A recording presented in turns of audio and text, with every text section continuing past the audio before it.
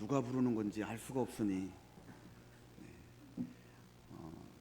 이렇게 노래를 찬양을 아름답게 해주셔서 감사하고 또 특별히 신앙의 고백으로 해주셔서 감사드립니다. 예배 들어오기 전에 우리 김경민 집사님이 찬양 부를 때 울지 말라고 했는데 저는 얼굴이 안 보여가지고 마음은 찡했는데 미처 같이 울지는 못했습니다. 주님께서 여러분의 이름을 다 하나씩 하나씩 다 부르신 줄로 믿습니다. 우리 찬양하신 모든 분들의 고백이 또 우리의 고백이 된 줄로 믿습니다. 기도하겠습니다. 하나님 아버지 감사드립니다.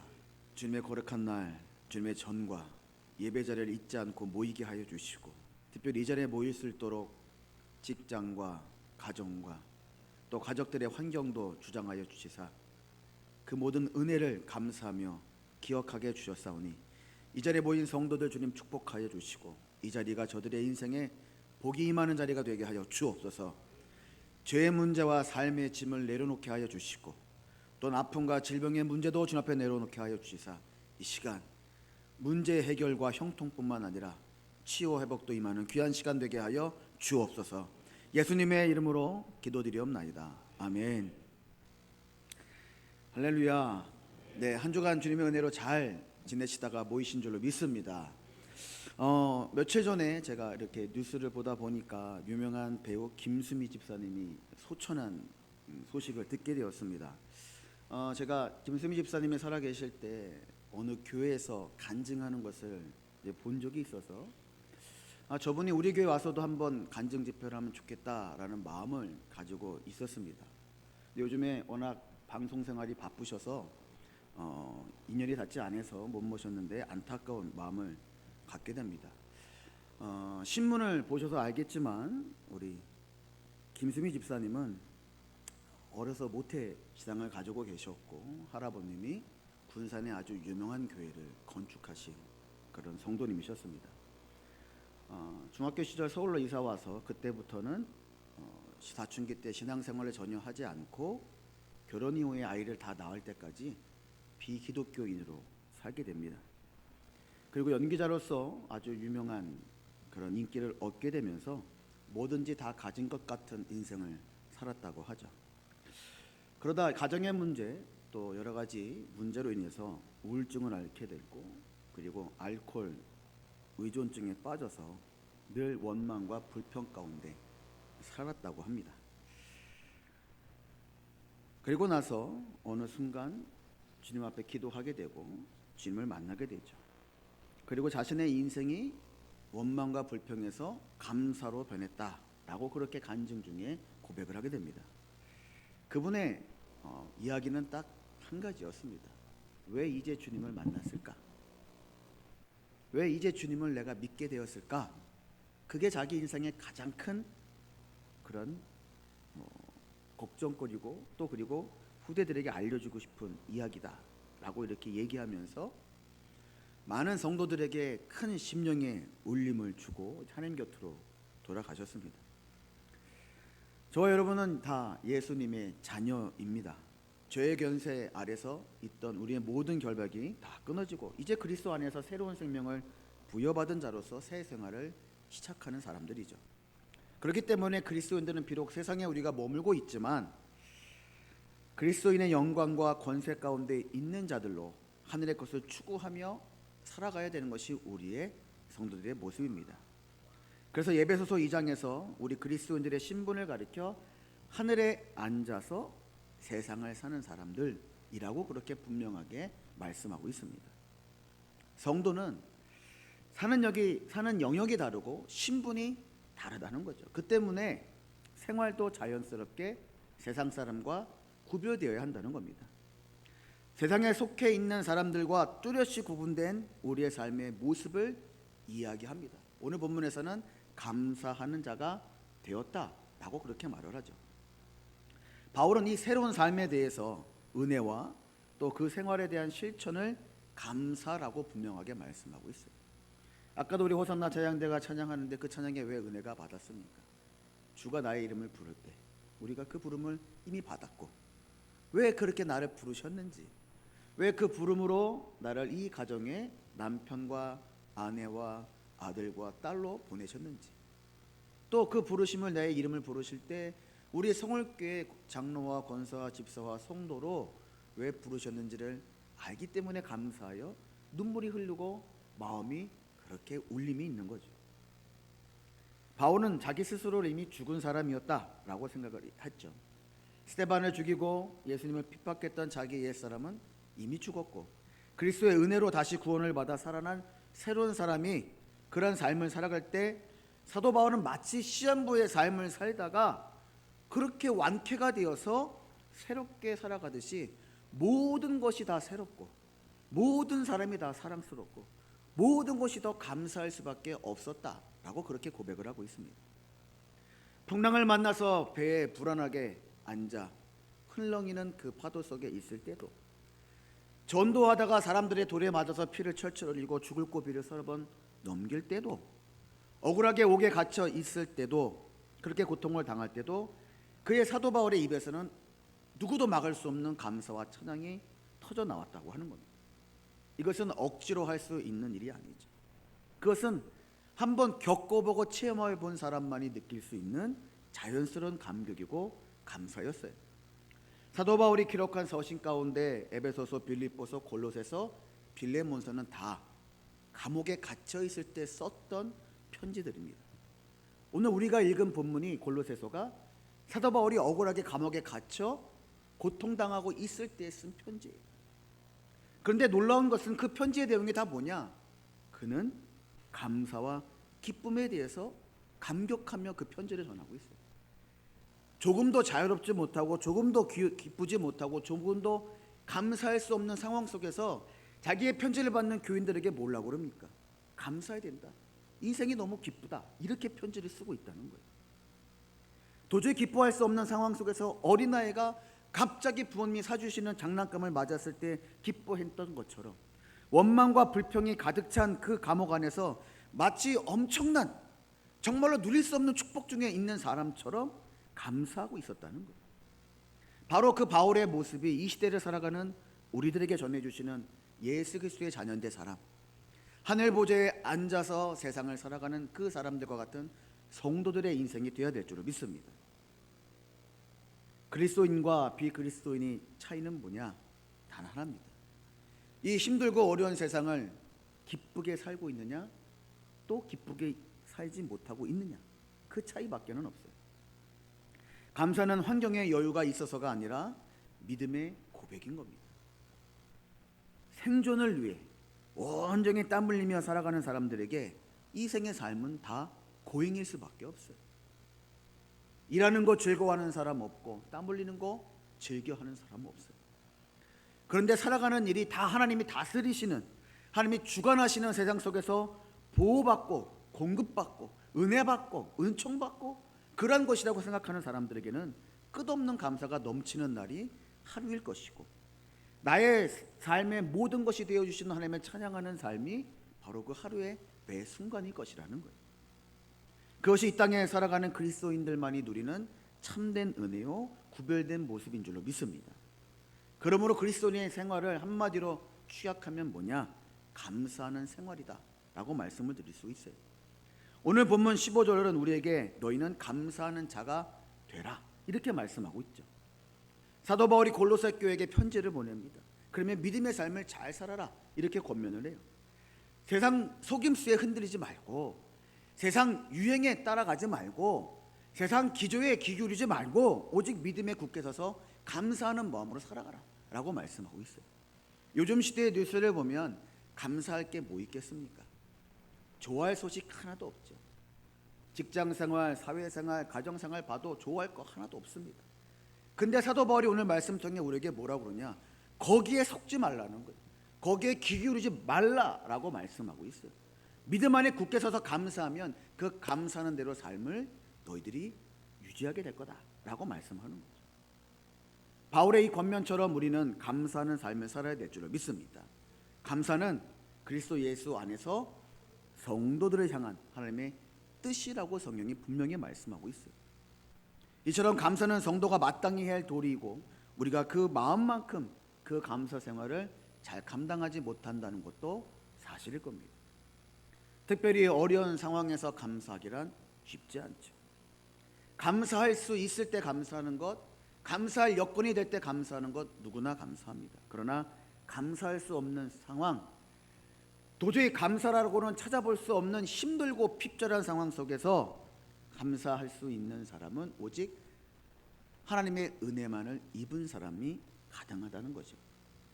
그래서 오늘 성경은 우리에게 감사해야 되는데 그 감사할 여건들을 먼저 잘 갖추라고 말씀하고 있어요. 첫 번째로 그리스도의 평강이 마음을 주장하게 해서 감사하라 라고 그렇게 말씀하고 있죠. 사도 바울은 그리스도의 평강이 우리의 마음을 주장하도록 해라, 우리 마음을 다스리도록 힘주어 열심히 살아라 라고 말씀하고 있어요. 주님의 평강이 우리의 삶에 가득하고 마음에 가득하면 어떻게 됩니까? 근심이 눈 녹듯 사라지게 되어 있어요. 그리고 그 자리에 감사가 넘쳐나게 되죠. 마음에 근심과 걱정이 많으면 자신도 모르게 원망과 불평이 쏟아져 나옵니다. 하지만 주님이 주시는 평강이 넘치면 감사가 생기고 감사의 조건을 찾게 되어 있어요. 김수미 씨 그 장례식장에 가면 곡소리가 나지 않는다고 하죠. 살아생전에 부탁을 했다고 합니다. 웃는 얼굴로 영정을 만들어주고 내 장례식에서는 웃음소리만 넘치게 해달라, 그렇게 말을 했다고 해요. 그래서 실제로 장례식장에 곡소리나 울음소리는 나지 않는다고 합니다. 참된 평강은 돈으로 살 수 있는 것도 아니고 사랑하는 사람에게 억지로 받아낼 수 있는 것도 아니고 세상에서 구할 수 없는 것이 하나님이 주시는 평강이라는 말이죠. 예수 그리스도께서 내 마음에 거하실 때만 흔들림 없는 평화와 안식을 얻어서 얻게 되는 것이 평강이라고 하는 거예요. 따라서 우리는 그리스도의 평강이 내 마음을 다스리도록 날마다 주 앞에 간구하는 삶을 잘 살아가야 될 줄을 믿습니다. 여러분, 감사는 우리 신앙의 수준을 가늠하는 잣대인 겁니다. 또한 감사는 이 땅을 하나님의 나라로 정복해가는 일에 있어서 아주 막강한 무기가 되는 거죠. 어느 교회에서도 부임하신 목사님이 첫 추수감사주를 지키고 성도들이 드린 헌금을 이렇게 보는데 여러분의 성도들의 이름 속에 36만 5천이라는 금액이 있는 거예요. 그래서 이상하다, 이 교인들이 다 나버렸나? 왜 36만 5천이라고 계속 있을까? 그러니까 늘 이상하게 생각을 했는데 그걸 봤다고 또 물어볼 수는 없어. 있던 중에 시장에서 채소를 파는 나이가 지긋하신 집사님이 감사합니다 그러면서 이야기를 해주시더라는 거예요. 그게 뭡니까? 라고 하니까 하루하루 그 야채 파는 게 너무 감사하고 또 그것으로 내 마음의 평강이 찾아와서 매일 1,000원씩 감사 헌금을 드리는 마음으로 매일매일 365일을 모아서 그 365일에 헌금을 드린다는 거예요. 그리고 나서 36만 5천 원의 헌금을 드린다는 거예요. 그래서 실제로 추수감사주를 헌금을 드리고 개수하는 재정부실에 들어가 보니까 1,000원짜리가 무수히 쌓여 있더라는 거예요. 어느 한날 마음이 감동이 와서 드리는 헌금도 귀하고 아름답지만 매일매일 야채 팔며 꼬깃꼬깃했던 그 1,000원짜리를 매일 펴서 한 장씩 한 장씩 365일을 모아 그렇게 36만 5천 원을 헌금을 드렸다는 거예요. 근데 그것이 소문이 와서 교인들이 그래 우리도 하루에 1,000원이라도 감사의 마음을 더하자. 그래서 그렇게 해서 교회가 36만 5천이라는 금액의 그 추수감사주일 헌금이 많아지기 시작했다고 하는 거예요. 이 세상은 모든 것이 다 사납고 날카로운 이기주의가 만연한 세상입니다. 이 귀한 인생을 살아감에도 불구하고 사납고 날카롭고 이기적인 이 세상 속에서 그리스도인들의 삶이 감사의 삶으로 만약 물들여 나간다고 하면 사랑의 향기가 생겨나고 평화가 시작되고 희망도 생겨나고 평강의 은혜도 가득하게 될 줄을 믿습니다. 그리고 신뢰도 생기고 정도 쌓아가고 웃을 일이 생기면서 그것이 자연스럽게 하나님 나라가 임하는 복된 자리가 될 줄을 믿습니다. 자기 이익만을 고수하는 이 세상에 끊임없이 마찰이 일어나고 삐걱대는 소리만 가득합니다. 하지만 그곳에 감사가 생기면 모든 것이 부드럽게 돌아가는 윤활유의 역할을 해주게 될 겁니다. 결국 그리스도인의 삶에 감사가 넘치면 이 메말라가는 세상에 기쁨과 행복의 샘물이 마구 터져 나올 것이고 죽지 못해 사는 세상, 죽고 싶어도 마음대로 죽지 못하는 인생을 살아가는 이 세상이 살만나는 세상으로 변하게 될 줄로 믿습니다. 그러므로 우리는 필히 감사하는 그리스도인이 되어야 될 줄로 믿습니다. 그것이 하나님을 기쁘시게 하는 일인 동시에 이 세상에서 전도만큼 큰 역사를 이뤄내는 영향과 능력을 가졌기 때문입니다. 우리 함께 모인 성도님들 모두가 이제는 그리스도의 평강이 우리 마음을 주장하여 날마다 감사의 기쁨을 얻기를 간절히 축원합니다. 두 번째로 그리스도의 말씀이 풍성해지게 하여서 감사해야 된다라고 말씀을 하고 있죠. 예수님이 허락하신 그 평강을 계속 누리려면 무엇보다 말씀이 풍성해져서 내 마음을 주장하도록 해야 됩니다. 말씀이 풍성해진다는 것은 일생생활 속에서 그리스도의 말씀이 날마다 나에게 채워져야 한다는 의미를 갖고 있죠.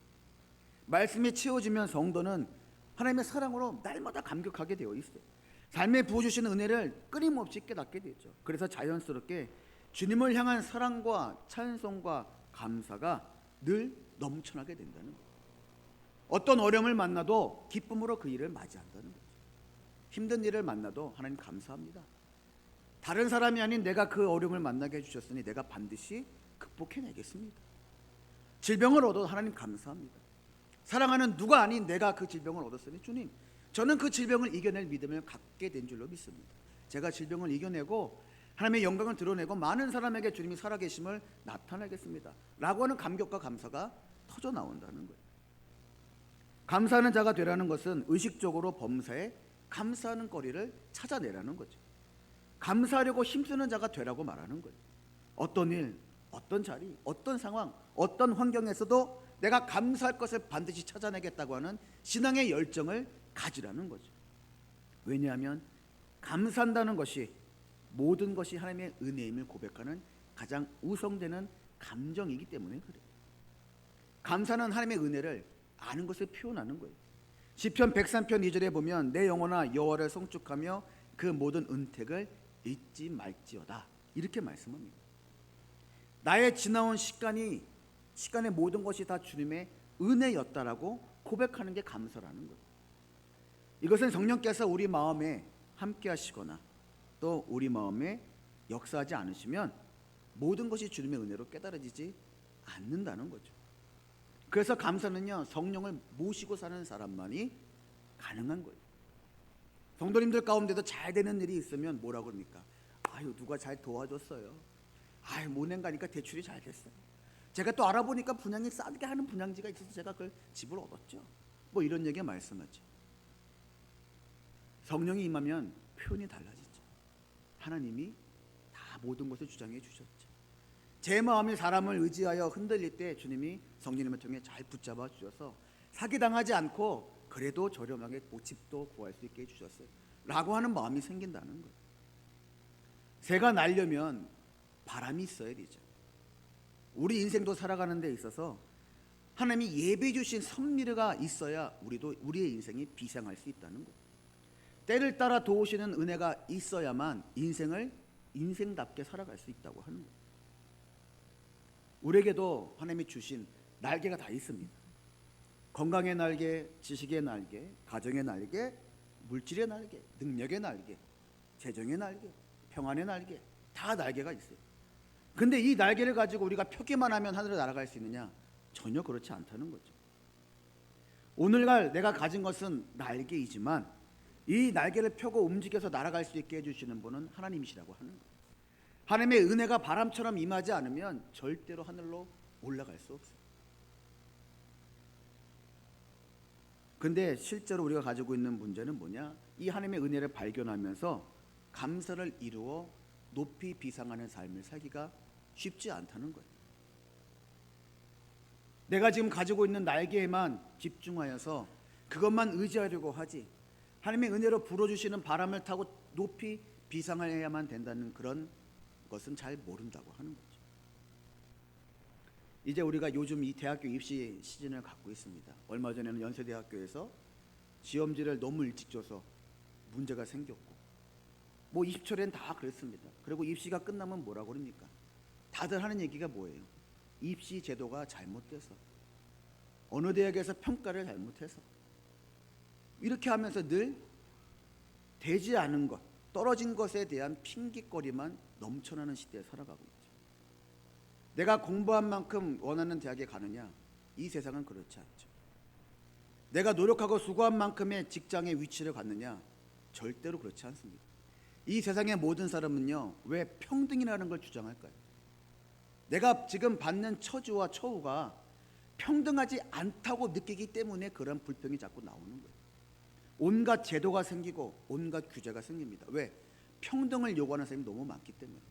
근데 그 평등이라는 것에 뭐가 있느냐? 하나님이 은혜의 바람을 불어주셔야만 그 사람의 가치가 인정이 되고 그 사람이 만족할 만한 은혜를 입게 된다는 것을 사람들은 모르기 때문에 늘 불평등하다고 생각한다는 거예요. 그리고 지금 나의 현실에 감사할 것이 없다고 생각합니다.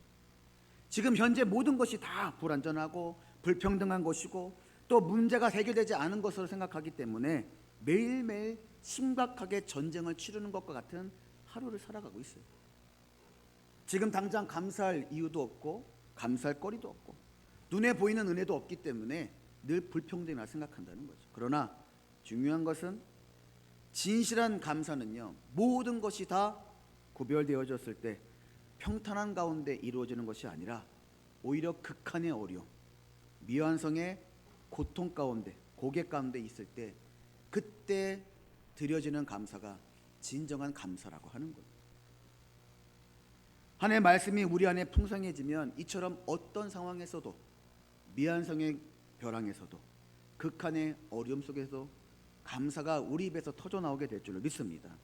말씀이 능력이 되고 길이 되고 진리가 되어서 우리를 감사의 삶으로 반드시 이끌어 주실 줄로 믿습니다. 따라서 감사하는 삶을 살기를 원하신다면 먼저 말씀을 읽고 묵상하고 말씀의 풍요 속에 거할 수 있기를 부탁을 드려요. 그리고 성도 간에 서로 말씀으로 가르치고 권면하면서 말씀이 교회 가운데, 가정 가운데 풍성히 살아 움직이게 하는 우리 모두가 되기를 간절히 축원합니다. 끝으로 예수님의 힘을 의지해야만 감사할 수 있다고 오늘 성경은 말씀하고 있어요. 사도 바울이 골로새 교인들에게 말을 하거나 일을 하거나 무엇을 하든지 예수님의 이름으로 하라 이렇게 명령하고 있죠. 어떤 일을 하든지 간에 예수님의 힘으로 하라고 말씀하고 있어요. 예수님의 힘을 의지하면 내가 능력도 없고 재능도 없고 지혜가 없을지라도 역사하시는 하나님의 임재를 체험하면서 감사하는 삶을 살 수 있다라고 말하고 있는 거예요. 빌립보서 4장 13절에 보면 우리가 잘 아는 말씀이 있죠. 내게 능력 주시는 자 안에서 내가 모든 것을 할 수 있느니라. 아멘. 이렇게 말씀합니다. 우리는 연약합니다. 그러나 우리가 믿는 예수님은 불가능이 없으신 능력의 주님이신 줄로 믿습니다. 예수님이 힘 주시면 누구라도 어떤 일을 감당하게 될 줄로 믿습니다. 그렇기 때문에 연약한 우리는 예수님의 힘을 더욱 의지해야 한다는 거예요. 사람은 건강했을 때보다 병이 들었을 때 건강에 대한 고마움을 느낄 수 있는 것처럼 환하게 비추는 불빛 아래에서보다 캄캄한 앞길을 분간할 수 없을 그렇게 어둠이 진흙한 곳에 있을 때 희미하게 비추는 그 촛불 하나가 더 감사하게 느껴지게 되어 있어요. 우리의 인생이 마찬가지죠. 세상의 모든 풍파를 맛보고 이겨낸 사람은요, 더욱 감사와 승리의 고백이 순종으로 나타난다는 거예요. 신앙생활은요, 평탄한 길을 가기 위해서 하는 게 아니에요. 신앙생활은요, 인생의 항로, 여정을요, 그냥 안전하게 쑥 가서 목적지에 도달하기 위해서 하는 게 아니에요. 신앙생활은요, 모진 풍파, 어려움, 비바람, 가시밭길, 자갈밭길, 높은 벼랑, 절벽 이런 데를 갈 때 포기하지 않고 주님이 나와 함께 하심을 믿고 끝까지 내가 그것을 극복하여 이겨내어 하나님의 영광을 드러나겠다라고 하면서 신앙생활을 살아간다는 거예요. 그래야 우리가 감격의 감사가 넘치고 그래야만 순종해야 풍랑에서 물에 빠지지 않고 절벽과 벼랑에서 떨어지지 않는다는 것을 믿고 고백하며 감사의 삶을 살 수 있다는 거예요. 바로 이것이 하나님께서 우리에게 얻고자 하시는 진정한 감사인 줄로 믿습니다. 넘쳤을 때, 평안할 때가 아니라 부족하고 어려웠을 때, 고통스러웠을 때 그때 이루어진 하나님의 은혜를 찾을 줄 아는 것이 진정한 감사라고 하는 거죠. 출애굽기 23장 14절 이후에 보면 하나님이 이스라엘 백성들에게 세 가지 절기를 지켜라 라고 말씀을 하죠. 무교절, 맥주절, 수장절. 그 중에 두 가지가 감사절기입니다. 근데 이스라엘 백성이 그 절기에 대한 명령을 받을 때 안정되게 젖과 꿀이 흐르는 가나안 땅에 있었느냐? 아니었죠. 광야 생활을 하면서 만나를 어렵게 얻어 먹으며 겨우겨우 광야를 행진하고 있는 때, 그때 하나님께서 그 명령을 허락하셨어요. 하나님 명령을 주실 때 어떤 타협점도 주지 않으셨죠. 무조건 지키라는 거예요. 언제부터? 지금부터. 가나안에 입성해서 각 지파가 땅을 고루 다 받고 어느 작물을 키워서 열매를 맺고 안정이 될 때 감사절기를 지키라고 하신 것이 아니라, 지금 너희들이 도망자 생활을 하고 먹을 것이 없고 마실 것이 없어서 고생할 때, 그때 너희는 무조건 감사절기를 지켜라, 이렇게 말씀하셨어요. 하나님은 우리에게 감사의 결과가 있어서 그 감사를 받기를 원하시는 분이 아니라 감사의 시작이 되기를 원하시는 분이셨어요. 결과를 놓고 감사하면 누구나 감사할 수 있겠죠. 감사의 결과를 얻은 사람은 감사할 수 있습니다. 그런데 우리 인생이 과연 결과적으로 감사할 만한 결과를 다 얻느냐? 그렇지 못한다는 거예요. 여러분 인생의 과정을 한번 보십시오. 정말로 여러분 앞에 감사할 만한 인생의 과정이었는지. 부모님들은 자녀를 키우기 위해서 이른 아침부터 밤늦게까지 일해야만 했죠. 직장 상사 같이 일하는 사람들 눈치를 보면서 어떻게 하든지 직장에서 쫓겨나지 않으려고 애쓰고 수고하던 시절이 무지하게 많아요. 남들에게 양말 한 장을 팔으려고 해도 그 사람에게 비굴하게 굴어야 양말 한 장, 오이 한 개, 호박 한 개를 팔던 사람들이 우리 부모님이셨어요. 그 시간을 쭉 돌아보면 과연 내 인생의 과정이 감사할 것이 있는가? 없죠. 근데 하나님은 그 결과의 감사를 기다리시는 분이 아니라는 거예요. 이미 감사하면서 시작하면 감사의 조건과 여건을 넉넉히 주시겠다고 말씀하고 있죠. 세월이 가서 몸이 약해지고 나이가 들고 병이 드는 것 당연합니다. 결과적으로 보면 감사할 게 하나도 없다는 거예요. 그 무엇 하나 만족할 만한 것이 없기 때문에 그래요. 우리 인생의 결과는 약간의 아쉬움과 후회라는 여운을 남기게 되어 있어요. 근데 그리스도인의 감사는 그런 게 아니라는 거죠. 모든 일이 감사의 원인이 되고 시작이 되시는 하나님을 바라보면서 먼저 미리 예비하여 감사하는 것을 원하신다는 거예요. 그래서 감사의 이유는 지금 우리의 현재의 상황이 아니라 하나님 때문에 감사해야 될 줄을 믿습니다. 참신앙은 하나님 때문에 라는 전제 조건이 붙는 거예요. 나의 나 된 것은 나 하나님의 은혜로 된 것이니 오직 나와 함께 계신 하나님의 은혜로다 라고 고백했던 사도 바울처럼 저와 여러분도 이 세상을 사는 날 동안 늘 감사의 전문가가 될 수 있기를 간절히 축원합니다.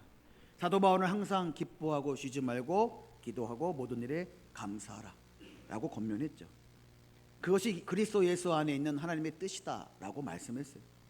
이러한 감사의 삶이 우리의 삶이 될 수 있도록 그리스도의 평강이 우리의 마음을 다스리고 날마다 말씀의 풍성함 안에 거하면서 오직 예수 그리스도의 힘을 의지하여 감사하는 사람, 감사의 전문가, 감사의 생산자가 되는 저와 여러분과 우리 모두가 다 되실 수 있기를 주님의 이름으로 간절히 축원합니다.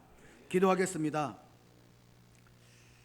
하나님, 감사를 통해 세상과 사람들을 향해 전파하는 그러한 통로가 되는 우리가 되게 하여 주옵소서.